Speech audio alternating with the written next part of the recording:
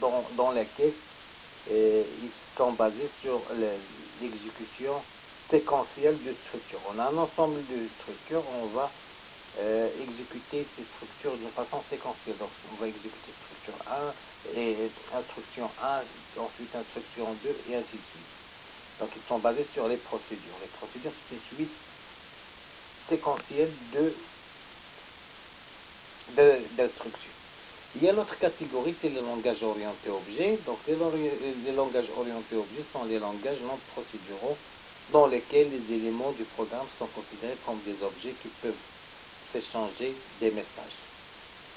Donc là, comment on choisit un langage, un langage. Donc on va voir vraiment les principaux langages qui existent. Il y en a maintenant, il existe une infinité de programmes de langage de programmation. Donc on va voir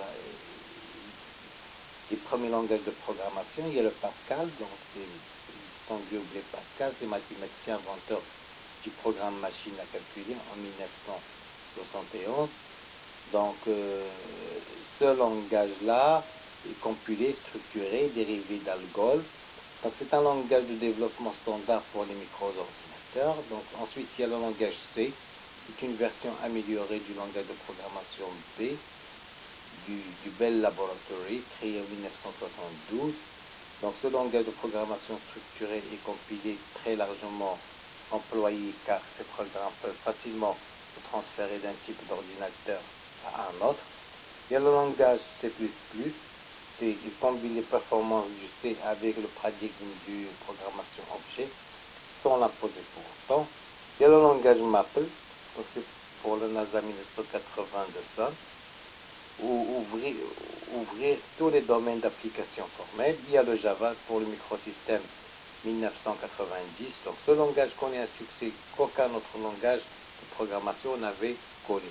Il y a aussi le C#, il y a aussi il y a beaucoup d'autres langages de programmation. Il y a maintenant le Python, qui se spécialise dans la gestion de données. C'est lui maintenant qui prime. En fait, c'est suivant le problème qu'on a, c'est suivant la situation. Il y a un langage de programmation spécifique. Donc là, c'est l'étape de réalisation d'un programme. Donc on a tout d'abord un problème à résoudre. On doit passer par, donc on spécifie vraiment la solution. On spécifie le problème à résoudre. Ensuite, on passe à l'étape de cahier de charge qui consiste à proposer une solution à ce problème, une solution par l'humain. On va proposer une solution à ce problème-là. Ensuite, on va prendre cette solution, on va la mettre sous forme d'algorithme. Donc, l'algorithme, on va le voir tantôt.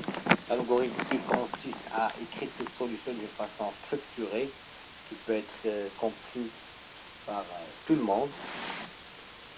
Ensuite, une fois qu'on a cette forme structurée d'algorithme, on va passer à l'étape de traduction. On va traduire cette solution en langage de programmation. Donc, c'est un langage on va avoir un programme source. Si on a un programme source, donc on va passer par l'étape de compilation pour avoir un programme exécutable. Ce programme exécutable, on va ensuite le tester et le modifier pour que la solution donnée par ce programme exécutable doit correspondre aux contraintes qu'on a. Par exemple, la sortie du programme, il doit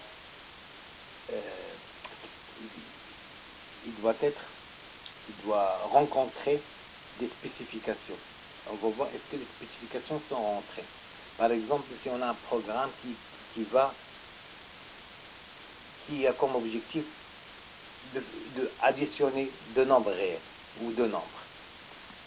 Par exemple, si on écrit ce programme qui va dans la sortie et l'addition de deux nombres, on doit par exemple mettre des tests, par exemple 1 plus 1 est égal à 2, 3 plus 4 est égal à 7, et ainsi de suite. Donc, une fois qu'on a l'exécutable de programme, on doit tester est-ce qu'on a 1 plus 1 est égal à 2. Donc si on a obtenu 1 plus 1 est égal à 3, donc il y a un problème. Donc là, on va recommencer, modifier, voir, on va aller à l'étape soit de l'énoncé de problème, soit du cahier de charge, soit de l'algorithmique ou le programme source. On va faire des modifications, on va recompiler, on va vérifier une fois de plus, est-ce qu'on a le 1 plus 1 est égal à 2. Sinon, on va recommencer jusqu'à ce que les tests doivent être rencontrés pour aboutir à la version finale du résultat. Donc, la réalisation du programme par l'écriture, ce processus de résolution de problèmes, il passe inévitablement par l'étape indispensable de l'algorithme. Donc, un algorithme est une description complète et détaillée des actions à effectuer et de leur séquencement pour arriver à un résultat donné. Donc, l'intérêt, c'est séparation, analyse, codage par la préoccupation de syntaxe. Pas de préoccupation de syntaxe. Donc, l'algorithmique exprime des instructions résolvant un problème donné indépendamment des particularités de tel ou tel langage. Donc, sa qualité, donc, il doit être exact, donc fournir des résultats souhaités, efficaces, temps d'exécution mémoire occupée, c'est-à-dire on doit utiliser le minimum possible de variables, on doit optimiser, réduire le minimum possible des instructions, donc un algorithme doit être clair, compréhensible, général, traite le plus grand nombre de cas possibles. Donc, exemple, donc, si un programme était une dissertation, l'algorithmique serait le plan. Donc, une fois mis de côté la rédaction et l'orthographe, mieux faire d'abord le plan et rédiger ensuite que l'inverse. Donc, représentation d'un algorithme. Historiquement, deux façons pour représenter un algorithme. Il y a l'organigramme, représentation graphique avec des symboles, carrés, losanges, etc. Offre une vue d'ensemble de l'algorithme. Cette représentation, il est coûteuse en temps et d'effort, donc il est maintenant quasiment abandonné. Il y a aussi la représentation sous forme de pseudocode.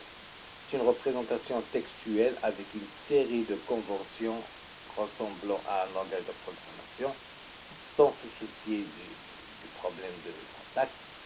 Donc cette représentation pseudocode est plus pratique pour écrire un algorithme et c'est la représentation largement utilisée aujourd'hui. Ça c'est un exemple de pseudocode qui permet de trier une séquence de n nombres. Donc vous voyez bien qu'il y a une entrée. Donc en entrée on a la partie entrée, donc c'est la partie entrée de données et la partie sortie, donc il va exprimer les résultats souhaités par exemple. Donc cet algorithme là il a pour objectif de trier une séquence de n nombres. Donc on a par exemple les nombres peuvent être 31, 41, 59, 26, 41, 58, donc c'est ça les entrées, et dans la sortie on a cette séquence de nombres qui sont triés du plus bas au plus haut. Donc on voit bien ici la structure de cet algorithme là qui est une suite d'instructions.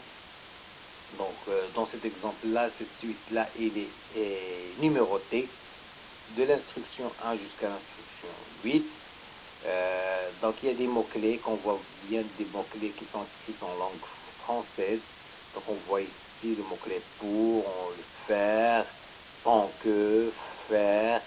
On voit ici des symboles, on va voir ici des variables, par exemple, il y a la variable G, le symbole,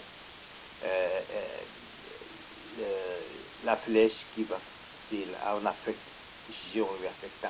Donc cet exemple, c'est vraiment la structure globale de l'algorithme qui nous importe, qui est plus importante pour nous à cette étape. Donc là, on va entrer à l'algorithme.